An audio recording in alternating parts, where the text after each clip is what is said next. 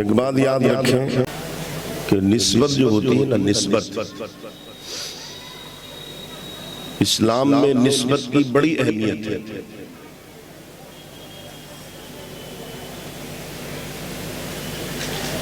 ये निस्बत ऐसी चीज है कि ये इंसान को इज्जत भी दिला देती है और इंसान को जलील भी कर देती है।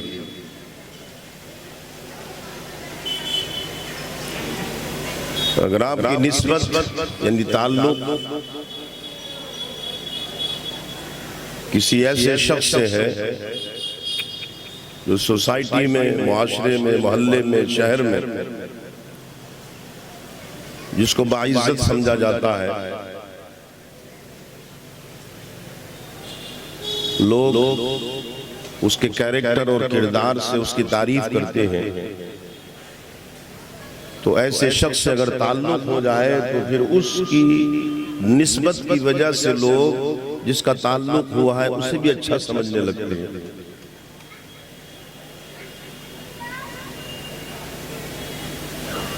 और अगर निस्बत और ताल्लुक किसी गलत आदमी से हो जाए जिससे लोग उसके कैरेक्टर और किरदार की वजह से बचें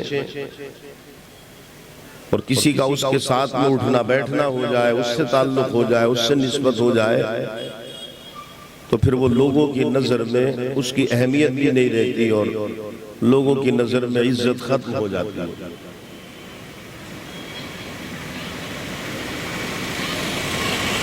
दूसरी बात यह है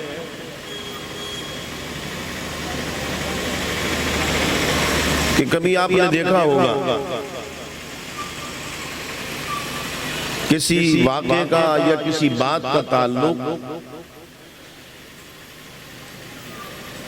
जब किसी बड़े आदमी से हो जाए तो वाक़या छोटा होता है, वाक़या छोटा होता है, मगर क्योंकि उस वाक़े की निस्बत किसी बड़े आदमी से है तो वो छोटा सा वाक़या भी बहुत बड़ा हो जाता है। और कोई बहुत बड़ा वाक़या हो जाए लेकिन उसका ताल्लुक किसी छोटे आदमी से हो तो वो वाक़या बड़ा होने के बावजूद भी छोटा सा रहता, क्योंकि उसका ताल्लुक छोटे आदमी से है। आप हॉस्पिटल में जाएं, आपको बेड खाली नहीं मिलेंगे।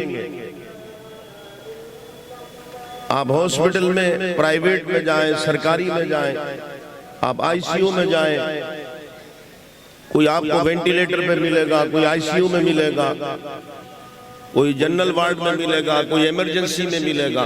कितने लोग मिलेंगे आपको पैर रखने जगह नहीं मिलेगी। हजार लोग बल्कि लाखों लोग मौत और जिंदगी के दरमियान में अपनी जिंदगी गुजार रहे हैं।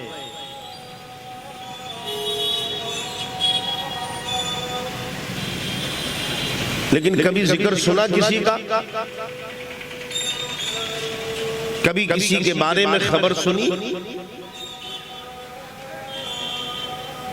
इसलिए कि बात बहुत बड़ी है, वो वेंटिलेटर पे है, आईसीयू में है, वाकया बहुत बड़ा है, मगर उसका चर्चा इसलिए नहीं है कि उसका ताल्लुक एक झोपड़पट्टी में रहने वाले आदमी से है, एक गरीब आदमी से ताल्लुक है उस बात का।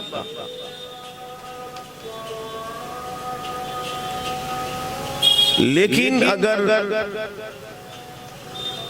3 छींकें मुतवातिर आ जाए और साथ में 2 खांसी के ठुनके भी निकल आए वजीर आजम को, प्रधानमंत्री को, तो फिर हर चैनल पर, सोशल मीडिया पर आपको पूरे मुल्क में यही मिलेगा कि अब उनकी तबीयत ऐसी है। आज सुबह 4 बजे डॉक्टर ने रिपोर्ट दी है, उन्होंने खाना भी खाया है, पानी भी पिया है। भाई बात क्या है? बात यह है कि लाखों लोग अस्पताल में वेंटिलेटर पर पड़े हुए हैं, उनकी जान के लाले पड़े, उनका कोई नाम लेने वाला नहीं, लेकिन एक वजीर आजम को छींक आ गई तो पूरी दुनिया में कोहराम मच गया। पता ये चला कि वो जो आम आदमी वेंटिलेटर पर पड़े हुए हैं, बात बहुत बड़ी है, बात बहुत बड़ी है, मगर ताल्लुक छोटे आदमी से है। यहाँ बात बहुत छोटी है मगर ताल्लुक बड़े आदमी से है। तो पता चला इस निस्बत ने, जो बड़े से निस्बत थी तो छोटी सी चीज को बड़ा बना दिया, और बड़ी चीज को निस्बत छोटे से थी तो छोटा बना दिया। आप समझ गए?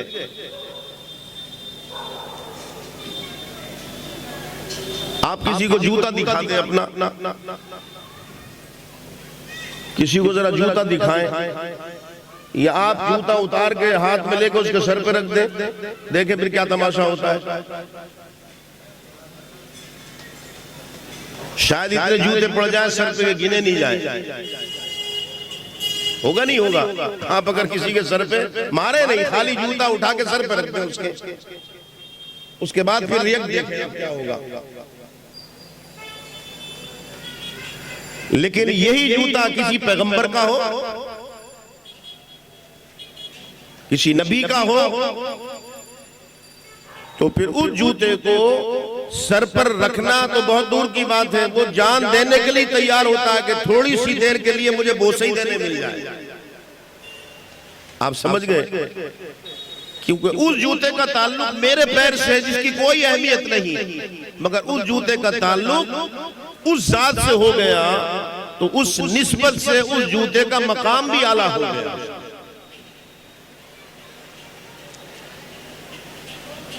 जमीन सब अल्लाह ने बनाई नहीं बनाई? अरे सब अल्लाह नहीं बनाई है।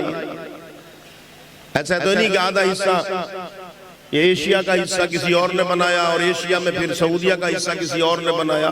पूरा फर्श अल्लाह ने बनाया, मालिक वो है कि नहीं? लेकिन सारी जमीनों में ऐसी जमीन भी है, ऐसा शहर भी है कि जिसकी अल्लाह ने उस कुरान में कसम खाई, फरमाया ला उक़सिमु बिहाज़ल बलद, तो शहर मक्का की अल्लाह ने कसम याद फरमाई उसने। तो हमने पूछा मौला वहां काबा है इसलिए? तो फरमाया अगर काबे की वजह से कसम खाता तो काबा तो बहुत पुराना है। तो मौला ज़मज़म इसलिए कहा, वो भी बहुत पुराना है। मिना और मुज़दलिफ़ा और अरफात और सफ़ा और मरवा का नहीं, ये तो बहुत पुराने। तो फरमाया फिर कसम क्यों? फरमाया कसम ये कि इस मक्के की जो ज़र्रात है, जो जमीन है ना, उसे निस्बत हो गई। किससे? मेरे मुस्तफ़ा से। बस मुस्तफ़ा से निस्बत हुई तो मैंने उस निस्बत की वजह से इसे ये मकाम दे दिया कि मैं रब होकर इसकी कसम खा गया।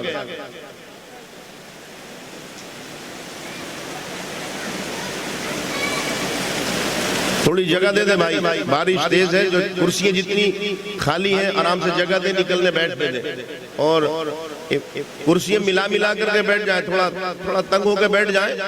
2 कुर्सी पे 3 लोग बैठ सकते हैं, बैठ जाए। जो थोड़े जरा कम हेल्दी है वो बैठ जाए ना मिल मिल के, औरों को जगह दे दे, क्योंकि बारिश तेज है, जरा जगह देकर बैठा ले और लोगों को भी बैठा ले।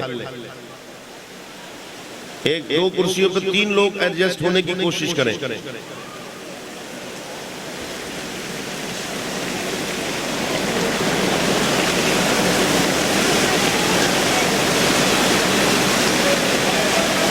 चलिए आप लोग बैठते भी रहे और तवज्जो इधर रखें, तवज्जो इधर रखें, फिर वक्त ऐसे ही निकल जाएगा नहीं तो सेट होने में।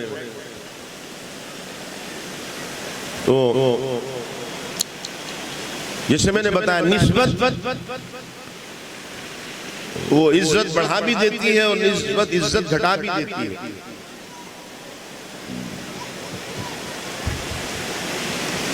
भाई साहिब औलाद और बहुत सारे लोग हैं बीवियां भी हैं लोगों की, बड़े बड़े राजा महाराजाओं की बीवियां थी, आज बड़े बड़े हुक्मरानों की बीवियां भी हैं। कोई अलग बात है कि हमारे प्रधानमंत्री जी की नहीं है, लेकिन है कि नहीं?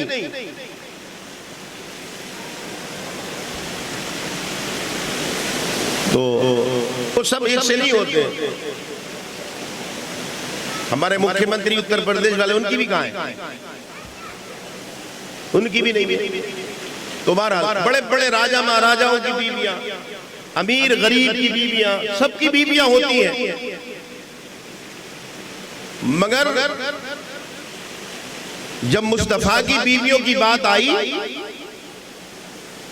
तो कुरान ने कहा मेरे महबूब,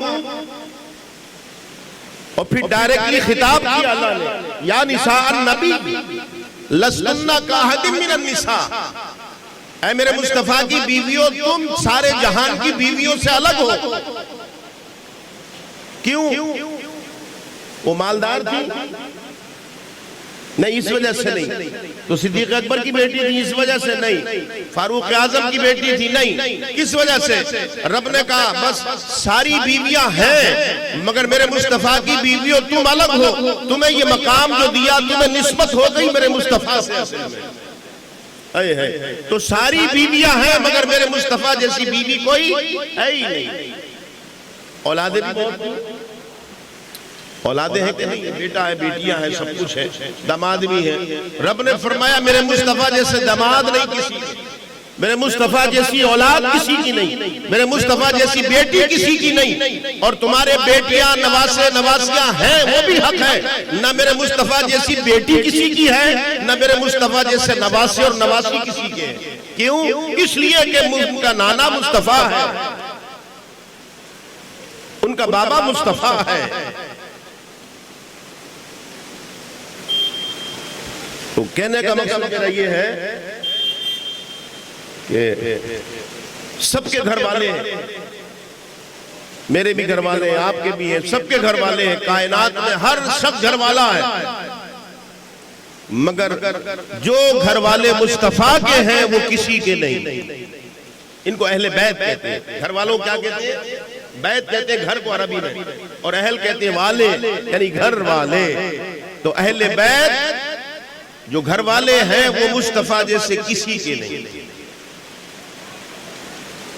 इसलिए कि मुस्तफा जैसा कोई है ही नहीं बाबा।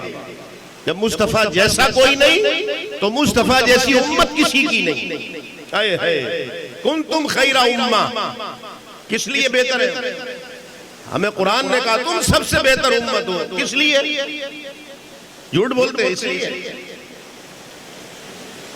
फराड बना करते हैं इसलिए, धोखा देते हैं इसलिए, गीबत करते हैं इसलिए, माल में मिलावट करते हैं इसलिए। अच्छा चलिए, ये तो बुराई हो गई। नमाज पढ़ते हैं इसलिए, तो नमाज तो औरों ने भी पढ़ी। रोजा रखते हैं इसलिए, तो रोजे तो हर उम्मत ने रखे। फिर किस लिए? फरमाया किसी वजह से नहीं, बस एक वजह से, तुम मेरे मुस्तफा के उम्मती हो।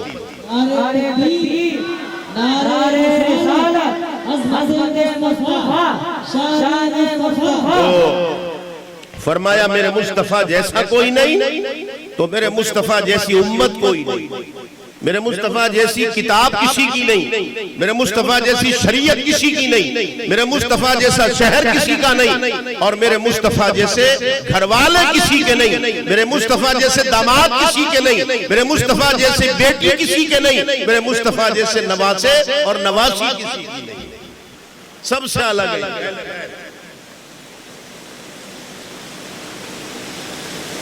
जो अंग्रेजी में कहते हैं रॉयल फैमिली, वो है ये रॉयल फैमिली, जिसको अहले बैत कहते हैं। चलिए, वक्त के मैंने बताया नहीं, उठा उठा के बातें बताना पड़ रही है आपको जगह जगह से। तो कल जैसे शान अली बयान हुई थी ना, तो हजरत अली जब खलीफा बन गए, हजरत उस्मान गनी की शहादत के बाद 35 हिजरी में, तो आप खलीफतुल मुस्लिमीन बन गए। और उसके बाद फिर जो मुनाफिकों ने और गद्दारों ने आपको चैन से रहने नहीं दिया, यहाँ तक कि आपने दारुल खिलाफा हेडक्वार्टर उसको कहते हैं, राजधानी, वो आपने मुंतकिल कर ली, मदीना से कूफा बना दिया आपने। मगर वो रेशा दबानियाँ जो गद्दारों की और जो दुश्मनान इस्लाम की थी, उन्होंने एक रात भी चैन से सोने नहीं दिया और 5 बरस का अरसा गुजर गया इसी हालत में।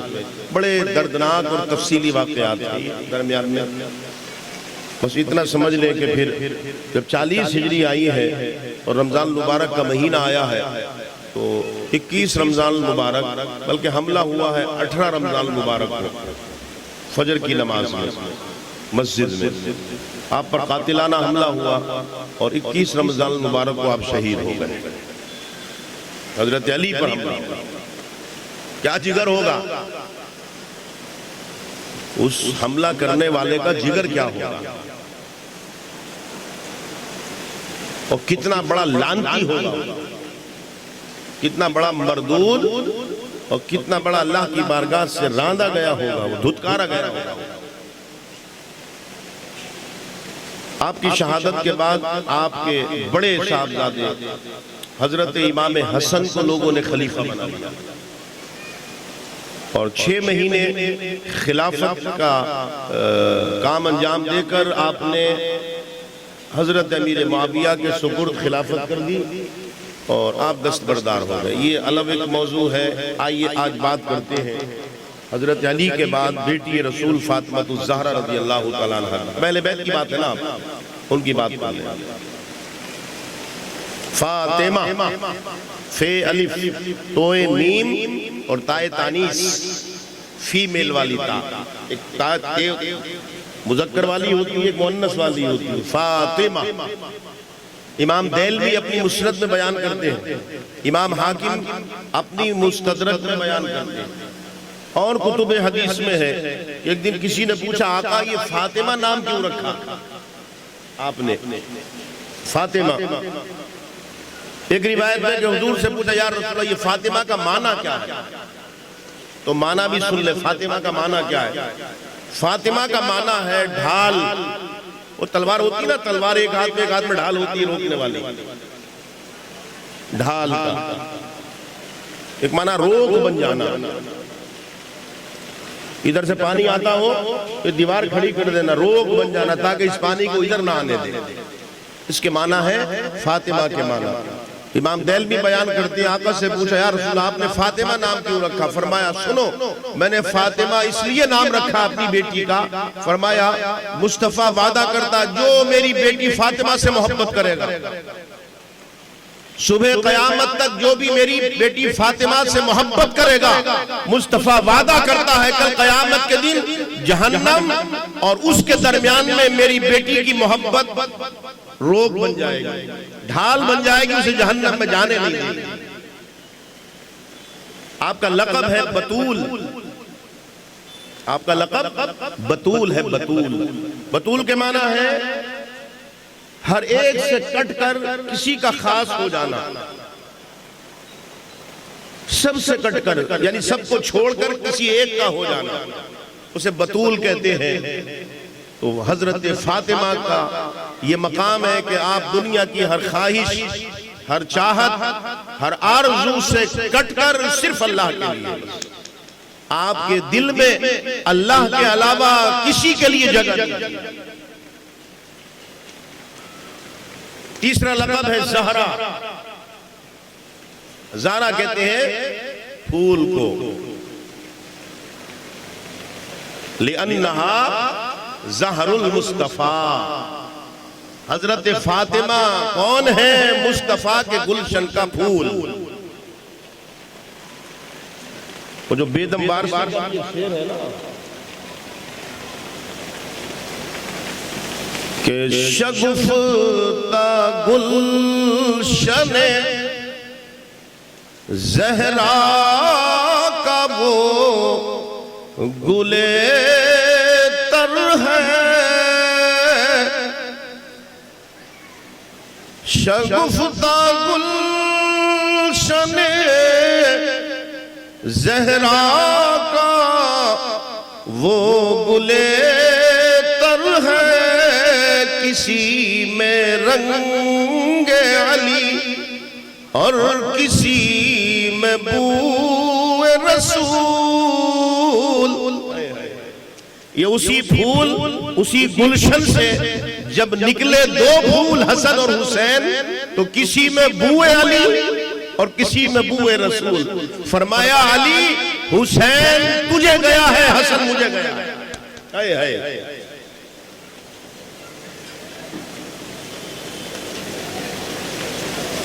तो अल्लामा सुयूती बयान करते हैं अपनी तफसीर में, फिर इमाम हाकिम बयान करते हैं, इसी को अल्लामा तबरानी बयान करते हैं अपनी अल-मौजम में। और कुतुब हदीस में आता कि हुजूर मस्जिद में तशरीफ फरमाते सहाबा मौजूद थे। 2 हिजरी की बात है, सन 2 हिजरी। तो हजरत जिब्रील आ गए और हजरत जिब्रील ने आकर कहा या रसूल अल्लाह आपको सलाम फरमाता है और एक पैगाम लाया हूं आपके लिए और एक खबरनामा आप तक पहुंचाना है, अल्लाह ने भेजा है। कहा क्या? का पैगाम ये या रसूल अल्लाह के इन्नमा ज़ौजन अलीयम व फातिमा अलस्समा। या रसूल अल्लाह पैगाम ये अल्लाह ने भेजा है कि अल्लाह ने 7वें आसमान पर अली का और फातिमा का निकाह कर दिया। हुजूर ने पूछा निकाह कर दिया, खुतबा किसने पढ़ा? जिब्रील ने कहा या रसूल अल्लाह खुतबा मैंने पढ़ा। तो हुजूर ने फरमाया अच्छा जिब्रील ये तो बता फिर बात फातिमा का वकील कौन था? तो हजरत जिब्रील ने कहा या रसूल अल्लाह फातिमा का वकील खुद रब बना। हुजूर ने फरमाया अच्छा निकाह में जो हाजिर थे जो लोग थे वो कौन कौन थे, कौन कौन आए थे? कहा या रसूल अल्लाह अल्लाह ने 40 कार्ड दिलवाए थे शादी के, 40,000। मैं 40,000 अली और फातिमा की शादी के कार्ड अल्लाह ने तैयार करने का हुक्म दिया था। और जितने मलाइका हैं लातादाद, उनमें सबसे चोटी के सबसे आला मर्तबे के जो फरिश्ते हैं वो 40,000 उनको दावतनामा दिया गया था, वो सब शरीक थे निकाह में। और या सुना मुझे भेजा है कि मेरे महबूब से कह दो कि मैंने यहां निकाह कर दिया, तुम जमीन पे कर दो। ये हजरत फातिमा। थोड़ी सी हजरत फातिमा रज़ियल्लाहु तआला अन्हा के बारे में हम गुफ्तगू कर लें। एक रिवायत में जिस साल हुजूर ने ऐलान नबूवत किया है उस साल की पैदाइश है आपकी, एक रिवायत में कुछ पहले पैदाइश है, वो अलग बात है। लेकिन जिस दौर में आपने आंखें खोली हजरत फातिमा ज़हरा रज़ियल्लाहु तआला अन्हा ने, जिस दौर में आपने आंखें खोली हैं वो दौर था कि हुजूर पर जुल्म बर्बरियत तशद्दुद बरसाए जा रहे हैं, गमों का दौर, परेशानियों का दौर था। और याद रखें जो बच्चा परेशानियों में आंखें खोलता है ना वो निडर हो जाता है, वो निडर हो जाता है। इसलिए सही बुखारी की हदीस पाक है कि ताजदार कायनात सल्लल्लाहु अलैहि वसल्लम मताफ में तो जो काबे का इलाका कहलाता है ना, तवाफ होता है शहने काबा के लिए, शहने काबा में हुजूर नमाज पढ़ रहे थे। तो जब सजदे में पहुंचे तो अबू जहल उसकी पार्टी बैठी थी, बराबर में ऊंटनी ज़िबा हुई थी, पूरी ऊंटनी का वो 4-5 लोगों ने लाकर हुजूर की पुश्त मुबारक पर डाल दिया, रख दिया, सजदे में थे। उस वक्त हजरत फातिमा ज़हरा रज़ियल्लाहु तआला अन्हा की उम्र मुबारक 6 या 7 बरस आती है। किसी ने बता दिया कि तुम्हारे बाबा के ऊपर ऐसे कर दिया, दौड़ती हुई आई और अपने नूरानी नन्हे नन्हे हाथों से जोर लगाकर पहले तो उस ओझ को फेंका, उसे हटाया और उसके बाद सीधी खड़े होकर फिर ज़बानी मुकाबला किया। कहा वाह अबू जहल वाह, तेरी बहादुरी को सलाम, तू बहुत बड़ा बहादुर है। मेरे बाबा तन्हा है, 4-5 लोग मिलकर मुकाबला कर रहे हो, वाह बहादुर। हदीस पाक में आता है ऐसा ललकारा 6-7 बरस की उम्र में कि वो बड़े से बड़े बहादुर कहलाने वाले कपकपी तारी हो गई, चले गए। ये हजरत फातिमा ज़हरा रज़ी अल्लाह तआला अन्हा है। जब हुजूर से सोशल बाइकाट किया, सोशल बाइकाट अहले मक्का ने ऐलाने नबूवत के 7वें साल से लेकर ऐलाने नबूवत के 10वें साल तक, जरा तसव्वुर करें थोड़ा सा, सोशल बाइकाट किया। कोई बात नहीं करेगा,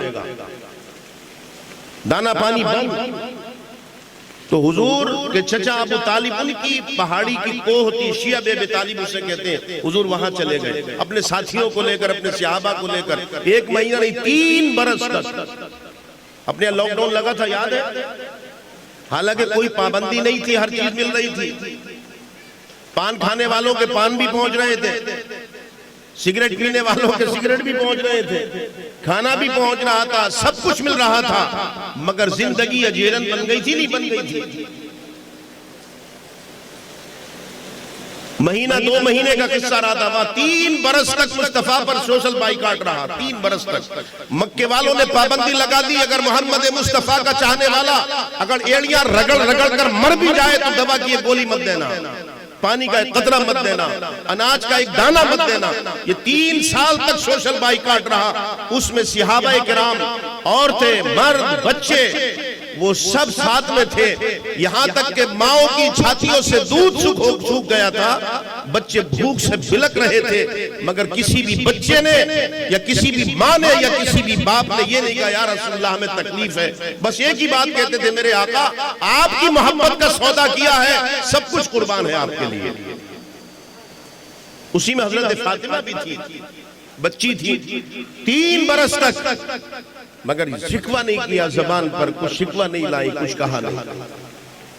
अजीजाने मोहतरम, संजीदगी से बता दूं ना आपको, सुन लें आप, गौर कर लें। खुद मेरे आका ने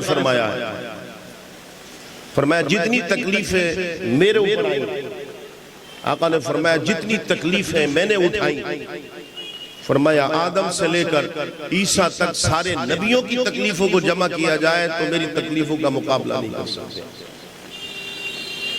किस लिए उठाई? हुजूर की बेटी की बात निकली है ना, तो मेरे भी एक बेटी है, आपके भी बेटियां होंगी। बाप से पूछो अपनी बेटी से कितनी मोहब्बत करता है। हुजूर की सबसे बड़ी शहजादी हजरत ज़ैनब, सबसे बड़ी बेटी। हुजूर ने उनका निकाह, अबुल आस नाम था उनका, रिवायत में आता कि बाद में मुसलमान हो गए थे वो, लेकिन वल्लाहु आलम व रसूल। जब हुजूर ने ऐलान नबूवत किया है तो अबुल आस ने कोई कमी नहीं छोड़ी हजरत ज़ैनब को सताने में, यहां तक कि हुजूर हिजरत करके मदीना पहुंच गए, हजरत ज़ैनब वहीं रह गए।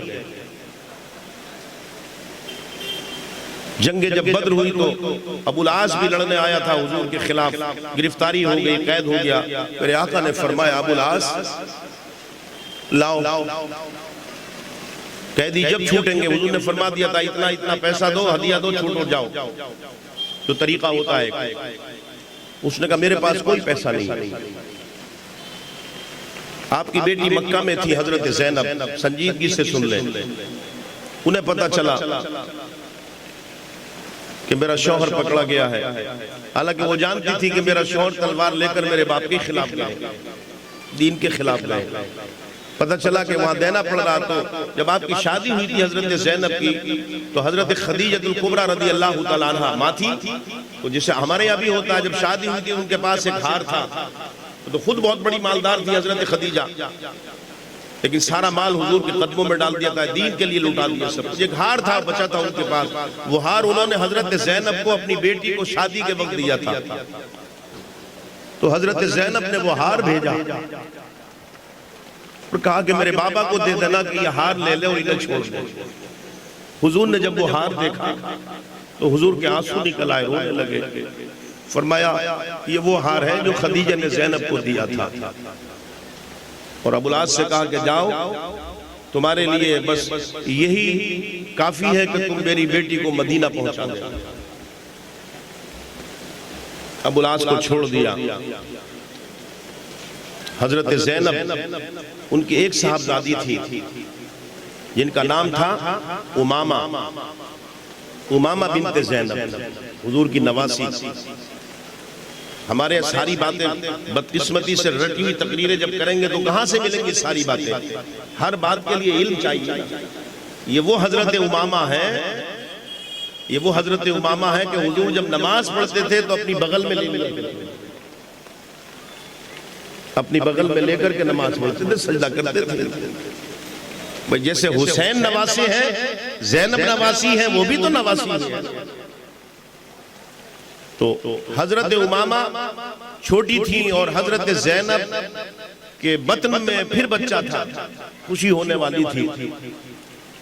इन लोगों ने घोड़े पर बिठाला कि जाओ मदीना अपने बाबा के पास। और घोड़ा जब थोड़ा सा चला है तो लोहे की कील लेकर के उसको चुबा दी। वो घोड़ा जब भागा तो हजरत ज़ैनब जब गिरी तो बच्चा भी ज़ाया हो गया वो। और इसी तकलीफ में मदीना पहुंची। वो तकलीफ आखिरी वक्त तक कम नहीं हुई, उसी तकलीफ में इस दुनिया से रुखसत हो गई। ये मेरे आका की तकलीफ है। उनसे छोटी थी हजरत रुकैया जो अबू जहल के बेटे के निकाह में, उसने मार मार कर लहू लुहान किया था। उसने मार मार कर लहू लुहान कर दिया था, तलाक दे दी। हजरत उस्मान गनी से निकाह हुआ उनका, जो मैंने परसों या कल शायद बताया था। हजरत उस्मान गनी से निकाह हुआ, 2 हिजरी हुई। 2 हिजरी में पूरी पलटन मक्के की आ गई जंग करने के लिए, बद्र में जमा हो गए। उधर वो लोग हमला करने के लिए आ गए, इधर हजरत रुकैया की तबीयत बहुत खराब थी। लाओ ऐसा जिगर, हम कहां खड़े, ये किसके लिए हो रहा है? हुजूर ने फरमाया उस्मान, रुकैया की हालत खराब है, अब बद्र में तू जा सकता है या मैं जा सकता हूं, लेकिन मैं चाहता हूं कि तू रुक जा, मैं जा रहा हूं। मैं तुम देखभाल कर। हुजूर बद्र में चले गए दुश्मनों के सामने, वहां दुश्मनों से जंग है, यहां हजरत रुकैया तकलीफ में मुब्तला है और आखिरी सांस है आपकी, यहां तक के विशाल हो गया। बाप भी बाप वहां है, आका वहां है। खबर पहुंची, या रसूल अल्लाह हजरत रुकैया रुखसत हो गई। एक शहजादी को अपने हाथों से सुपुर्द खाक किया हजरत ज़ैनब को, दूसरी हजरत रुकैया चली गई। मेरे आका ने फरमाया जाओ उस्मान से कह दो कफन दफन करे, जो तरीका है नमाज जनाजा पढ़ा कर दफन कर दे। मैं दीन के लिए रुका हुआ हूं। किसके लिए? हमारे लिए। मेरे आका ने बिल्डिंगें बनाई, कुछ मार्केटें छोड़ी, क्या किया? किसके लिए किया? हमारे लिए। फिर हजरत उम्मे कुलसूम थी, उनका निकाह उस्मान गनी से कर दिया। 9 हिजरी आई, 9 हिजरी में पूरी दुनिया ने प्लान बनाया, इस्लाम को खत्म करेंगे हम। रूमी अम्पायर, सल्तनत किस्रा सब इकट्ठे हुए। उधर हजरत उम्मे कुलसूम की तबीयत खराब हो गई, ज्यादा अलील हो गई। हजरत उम्मे कुलसूम के लिए आका अलैहिस्सलातु वस्सलाम ने फिर हजरत उस्मान गनी से कहा कि इनकी हालत सही हो जाए तुम भी आ जाना। यहां तक कि हजरत उम्मे कुलसूम का भी विसाल हो गया। जरा थोड़ा सा हटकर सीने पर हाथ रख। हम भी साहिब औलाद हैं, हम भी बेटी वाले हैं, बेटे वाले हैं। हमारी बेटियों के लिए हम क्या करते हैं और मुस्तफा ने क्या किया? 3 बेटियां रुखसत हो गई सामने से, फातिमा बची। जब फातिमा बची तो बेटियों का जिक्र आया, बेटियों पे जुल्म करने वालों की तारीख सामने आई, जो बेटियों को सताते थे उनकी बात सामने आई। तब फरमाया सुनो, फातिमा तु बिदगतुम मिन्नी, ये फातिमा मेरे दिल का टुकड़ा है। और आका ने उस वक्त फरमाया था कि सुनो, सफा मरवा की उस पहाड़ी से लेकर जहां से मैंने पहले दिन ऐलान नबूवत किया था और अपने रोजे अथर तक जाने तक मेरे मुस्तफा ने ताइफ में पत्थर खाए। किसी ने मजनू कहा, किसी ने दीवाना कहा, किसी ने गंदगी फेंकी, किसी ने कुछ किया, किसी ने कुछ किया, यहां तक के काब मक्का छोड़ना पड़ गया। मदीना पहुंचे मेरे आका, लहू लुहान किया वाद में, चैन से नहीं सोने दिया। मगर मेरे आका ने कभी नहीं कहा कि तुम मुझे बदला दे दो। मैंने तुम्हें ईमान की दौलत दी, मुझे उसका बदला दो। मैंने तुम्हारे लिए पत्थर खाए, उसका बदला दो। मैंने तुम्हारे लिए पेट से पत्थर बांधे, उसका बदला दो। कभी नहीं कहा, बस एक बात कही कुरान में जो मैंने आयत पढ़ी थी, मेरे आका ने फरमाया बदला देना चाहते हो ना तो बस एक ही बदला दे दो, मेरी बेटी फातिमा से मोहब्बत करना तुम, मेरी बेटी फातिमा की औलाद से मोहब्बत करना तुम, यही तुम्हारे लिए बदला है। बस अगर तुमने ये किया तो जाओ, कोई एहसान तुम्हारे ऊपर नहीं, और तुम्हारी मोहब्बत का सिला फिर मैं ये दूंगा कि तुम्हें सज धज कर जन्नत में दाखिल करा दूंगा। जाओ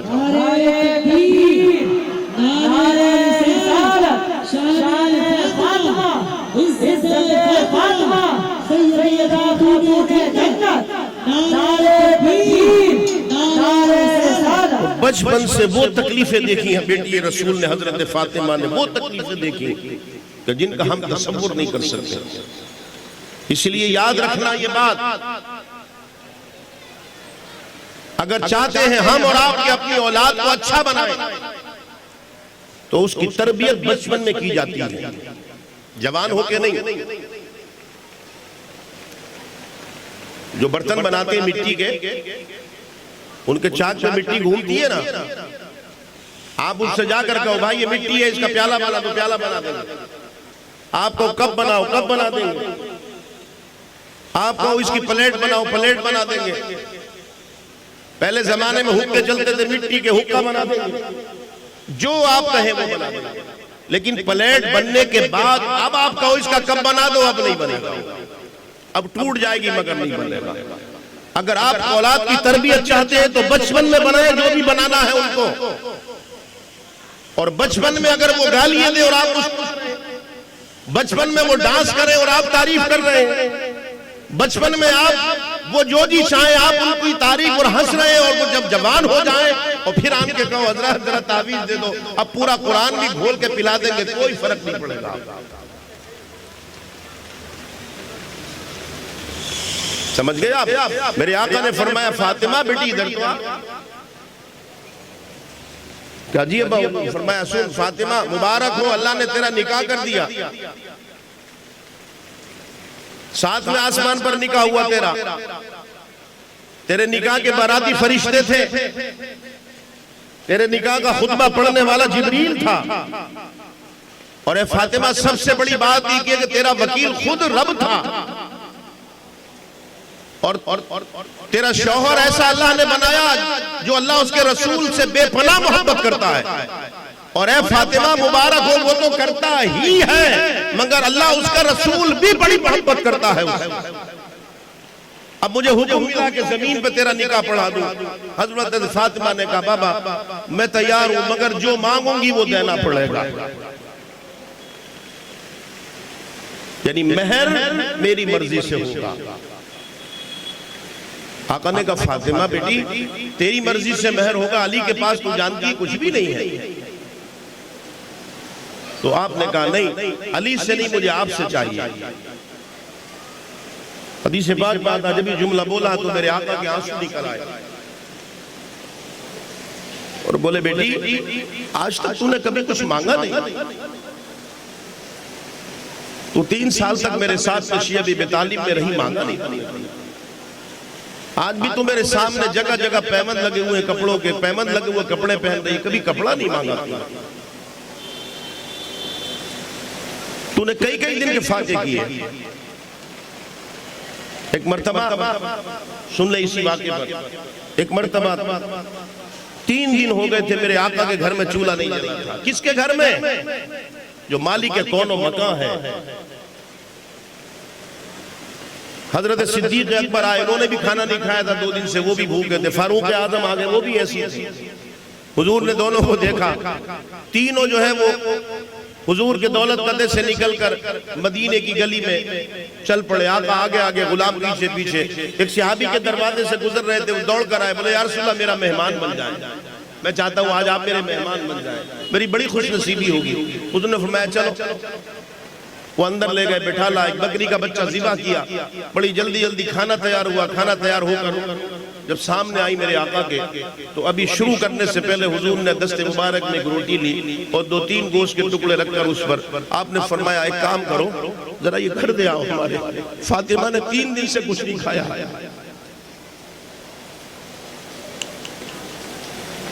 ये हजरत फातिमा का बेटी आज तक कभी मांगा नहीं तुमने? तो नहीं बाबा, मेहर तो मेरी मर्जी का होगा और आप देंगे।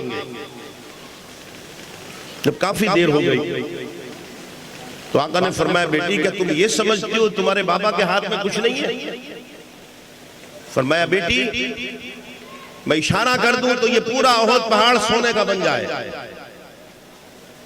मांगो, क्या मांगना चाहती हो? तुम्हें कितना सोना कितना चांदी चाहिए आज मांग लो, मेहर जो तुम कहोगी वो होगा। उनका बाबा मुझे पैसे नहीं चाहिए, मुझे सोना भी नहीं चाहिए, इन चीजों की जरूरत नहीं है मुझे।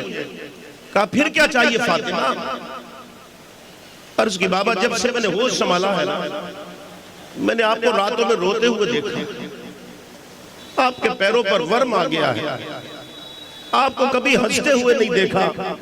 जब भी मैंने आपको देखा तो आप रोते हुए एक ही बात कहते हुए देखा, मौला मेरी उम्मत को बख्श दे।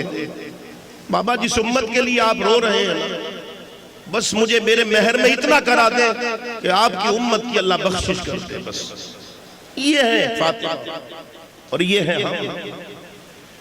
मुझसे नहीं रुका जाता, मजबूर हूं मैं अपनी आदत से। आदत नहीं, ईमान है ये, ईमान है ये। उन बदबख्तों से पूछो जब हम बयान करते होते ना हजरत फातिमा की मोहब्बत का, हजरत फातिमा की शान का, उनके पेटों में दर्द होता है। ना हजारों तुमसे बड़ा लईन कोई नहीं है इस जमीन पर। पता चलेगा कयामत के दिन वहां होगी हमारी तुम्हारी मुलाकात इंशाअल्लाह। अल्लाह ने चाहा तो वहां पता चलेगा। जब कयामत बर्पा होगी ना तो ये मुस्तफा के घर वालों के गद्दारों के मुंह पर जब नमाजें फेंक कर मारी जाएंगी, रोजे फेंक कर मारे जाएंगे, ज़कात फेंक कर मारी जाएगी, तबलीग फेंक कर मारी जाएगी, तब पता चलेगा कि फातिमा और अली और हसन हुसैन का मकाम क्या था।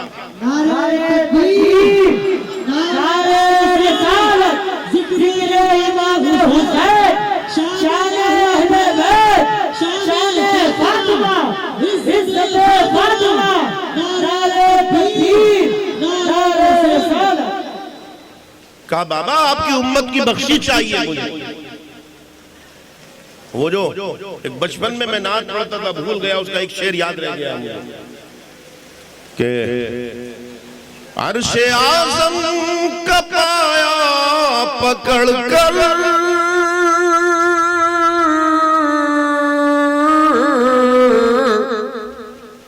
फातिमा हक से कहती है रो कर, बख्श दे मेरे बाबा की उम्मत, बख्श दे मेरे बाबा की उम्मत। अरे सूनी सूनी सी जन्नत पड़ी है, बख्श दे मेरे बाबा की उम्मत। ये हजरत फातिमा। फरमाया बेटी इसके अलावा और कुछ? क्या नहीं बाबा बस यही मेरा मेहर। अभी दोनों में बात हो रही थी, जिब्रील आ गए। जिब्रील ने कहा या रसूल अल्लाह, अल्लाह ने सब कुछ सुन लिया जो फातिमा कह रही है और अल्लाह ने मुझे भेजा है कि फातिमा को खुशखबरी दे दे। फातिमा कयामत के दिन जा तुझे इख्तियार दे दूंगा, जिसको तू चाहे जन्नत में ले जाना, जा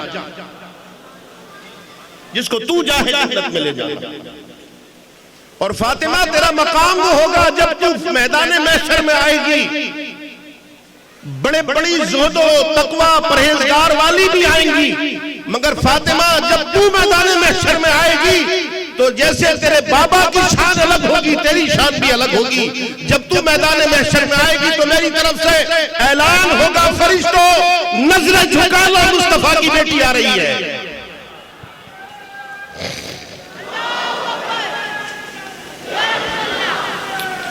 ये है हजरत फातिमा ज़हरा रज़ियल्लाहु तआला अन्हा। सबक दे रही थी उम्मत की खवातीन को क्या नहीं था पास में, क्या नहीं था पास में, याद रखें इशारा कर देती सब कुछ था पास में, मगर उम्मत की खवातीन को उनके लिए ये पैगाम था, उनके लिए कि अगर संडे को उन्हें उनका शौहर अगर ढाबे पे लेकर नहीं जाए तो घर में झगड़े शुरू हो जाते हैं। अगर उनका शौहर पानी पूरी नहीं खिलाए तो झगड़े शुरू, संडे को सिनेमा हॉल में लेकर ना जाए तो झगड़े शुरू, हर हफ्ते अगर नए चप्पल, नए कपड़े, बड़ी टीवी, बड़ा फ्रिज ना लाए तो झगड़े शुरू। देखो कुल कायनात के मालिक की बेटी है, जिनके इशारे में दुनिया के खजाने हैं, मांगा भी तो क्या मांगा बाबा, मांगा भी तो हमें ही मांगा, हमारे लिए मांगा, अपने लिए तो कुछ भी नहीं मांगा, अपने लिए तो कुछ भी नहीं मांगा। हुजूर ने पहले फरमा दिया कि अल्लाह भी उससे मोहब्बत करता है। 2 मिनट बोलूंगा, ज्यादा नहीं, वक्त नहीं है। जिस दौर से हम गुजर रहे हैं, हमारे घरों के हालात, हमारे माशरे के बहुत बुरे हालात, खास तौर से शादियों के मौके पर 8 दिन नहीं गुजरते शादी हुए तनाजे शुरू, झगड़े शुरू, और मामूली सी मामूली बात पर लफ्ज तलाक, ये खेल क्या है ये? अरे अपने आप को संवारो, खुदा के लिए अपने आप को संवारो। मैंने कहा था आपको कई बार कह चुका हूं, याद होगा, जानते हो ये नहूसत पहले दिन से शुरू होती है। मेरे मुस्तफा ने जब निकाह किया है तो कहां निकाह किया, कहां निकाह किया? मस्जिद में। मेरे मुस्तफा ने फरमाया मस्जिदों में निकाह करो और निकाह का ऐलान करो। हमारे यहाँ क्या होता है, नहीं नहीं मस्जिद में नहीं करेंगे साहब, वो कपड़े चेंज करना पड़ेंगे और ये होगा वो होगा, अच्छा मस्जिद में नहीं करेंगे। निकाह कहाँ होता है? बड़े बड़े होटलों में। वो निकाह क्या होता है? इमाम साहब को बुलाया, बैठा है बेचारा, अगर चला गया आपने कहा इमाम से निकालेंगे, नमाज नहीं पढ़ेंगे तुम्हारे पीछे, क्योंकि सबसे कमजोर इमाम जो किसी के कब्जे में ना आता हो, इमाम को कब्जे में कर ले आपके इशारे में। घर में कोई ना सुने किसी की, इमाम का कान, पैसे तुम्हारे कोई नहीं देता हो, इमाम का गुस्सा निकालो। हर चीज का इमाम ठेकेदार है, उससे सताओ जितना भी हो सके। फिर निकाह जब होगा, बेचारा निकाह पढ़ा रहा बैठा हुआ, बाकी सब काम चल रहा है उधर, 2 लोग नहीं होते ढंग से जो निकाह सुन ले। अरे अगर मस्जिद में निकाह होगा, मस्जिद में हर शख्स, मैं समझता हूं बेनमाजी भी अगर जाएगा तो साफ सुथरा होकर जाएगा, अल्लाह के घर में बैठा होगा। और जब अल्लाह के घर में बैठकर एक इमाम, एक आलिम दीन खुतबा पढ़कर जब हाथ उठाकर कहेगा मेरे मालिक तेरे मुकद्दस घर में बैठे हैं हम, ये फुला का लड़का और फुला की लड़की आज तेरे नबी की सुन्नत पर अमल करके शौहर और बीवी बने हैं, मौला इनके रिश्ते को कबूल कर ले, मोहब्बत पैदा कर, खुदा की कसम आखिरी वक्त तक मोहब्बत रहेगी। मगर बुनियाद तो खुद ही बर्बादी की डालते हैं, बुनियाद तो खुद ही बर्बादी। तलाश जारी है, दामाद की तलाश जारी है, कितना पड़ा हुआ है, कितने उसके पास मकान है, कितनी दुकानें है, कितना भाड़ा आता है, लड़की है कितनी पड़ी हुई है, कितना क्या है। आज तो ये हो गया कि अगर बुर्का ओढ़ने वाली, यानी किसी गरीब को अगर दिखाया जाता है, पेपर में फोटो ले लें आप, मीडिया पर फोटो ले लें, किसी गरीब तबके को दिखाया जाता है मुसलमानों में, तो उस औरत को बुर्का ओढ़कर दिखाया जाता है, और मर्द को दिखाया जाता है तो सर पर टोपी होकर के दिखाया जाता है, और किसी को रॉयल फैमिली अच्छे लोग दिखाया जाता है तो बगैर बुर्के के औरत को दिखाया जाता है, और पैंट शर्ट में मर्द को दिखाया जाता है। ये पहचान बनी। एक वाकया सुना दूं आपको, सुन ले। इस्लाम में इजाजत है, और पहले तो वो जो लोग चीखते ना, वो जो टीवी पर बैठते जाके, उनसे खुद अलीफ से लट नहीं आता, कुछ भी नहीं आता, वो जाके वो किराए के टट्टू होते, 2-2, 5-5 हजार रुपए के लिए बैठ जाते हैं। 4 शादी की इजाजत है, लेकिन मुझे बताओ अपने देश में पूरे धरावी में तलाश कर लो, 4 बीवी वाला एक भी नहीं मिलेगा।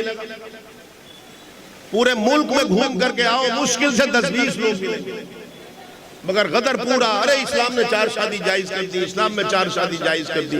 बाबा वो क्यों की है, अगर समझ लोगे तो आप भी कहोगे हाँ सही किया। एक मैं मिसाल वाकया बताता हूँ। एक शख्स था, उसकी 4 बीवियां थी, कितनी? 4। अब जब 4 बीवियां थी, उन्होंने सोचा तलाक दूंगा किसी को, 2 को तलाक दे दूं, चलो 2 रखूंगा। लेकिन उसने कहा तलाक दूं तो दूं कैसे, कोई बहाना तो चाहिए ना। तो उसने कहा अच्छा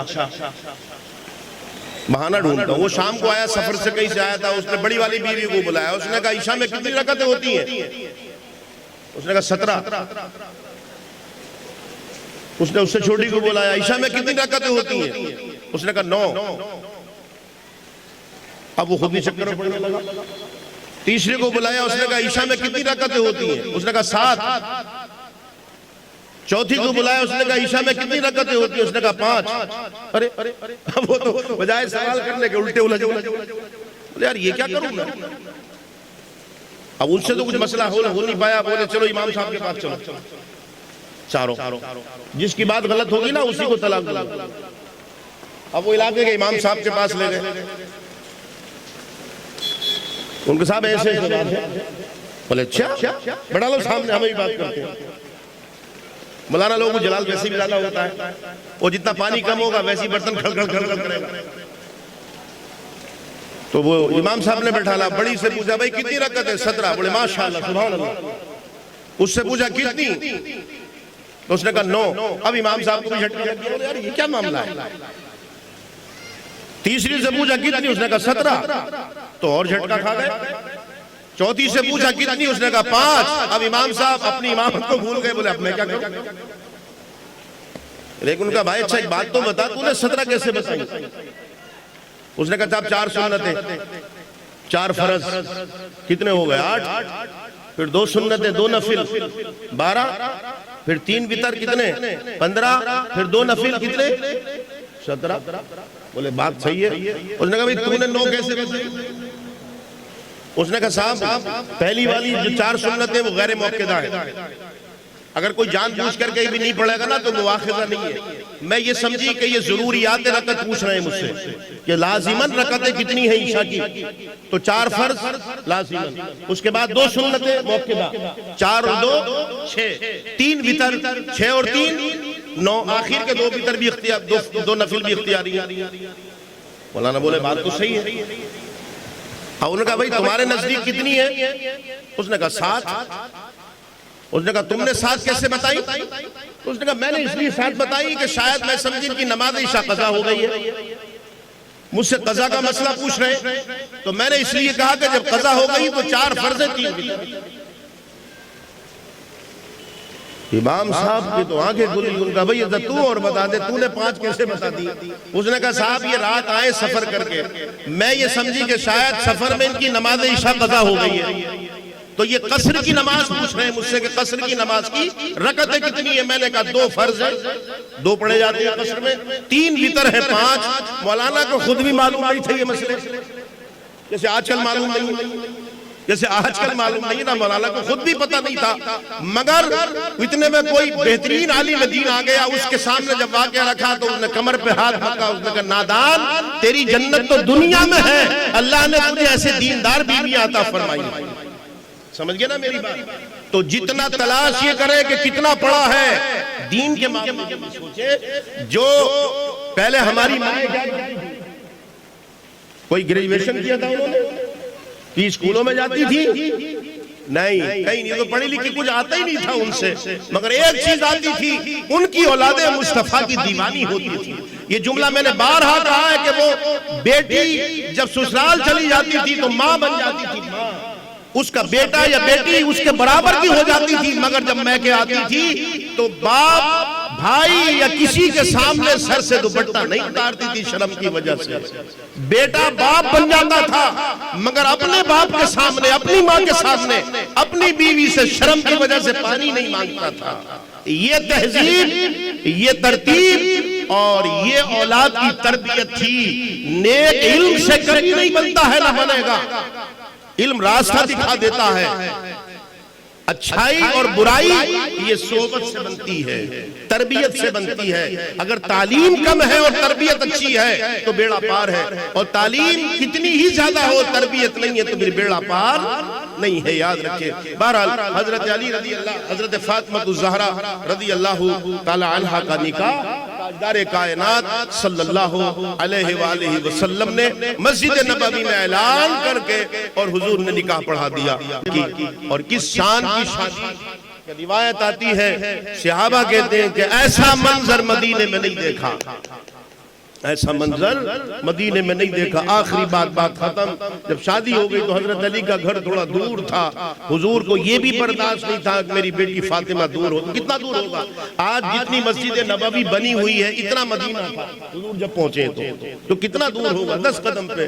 तो जो हजरत फातिमा ज़हरा रज़ी अल्लाह तआला अन्हा का वो जो हुजूर के बराबर से जो घर दिखा, जो देखा उम्रा करने वालों ने, हाजियों ने, तो बाबुल निसा लिखा हुआ है जहाँ, वो हुजूर के हुजरे से बिल्कुल मिला हुआ।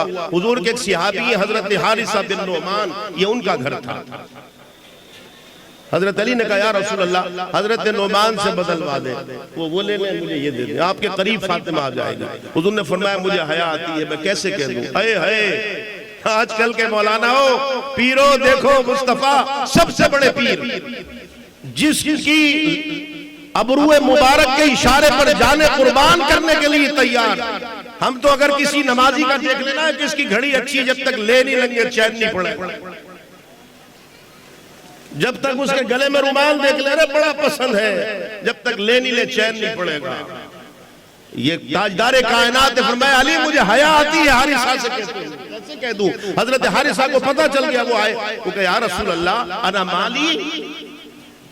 अना माली व औलादी li रसूलिल्लाह, मेरे आका मेरा माल मेरी औलाद सब आपकी है, आप हुक्म करें। उन्होंने घर बदल लिया। हजरत फातिमा करीब आ गई। फरमाया फातिमा तू अपना दरवाजा मस्जिद में खोल ले।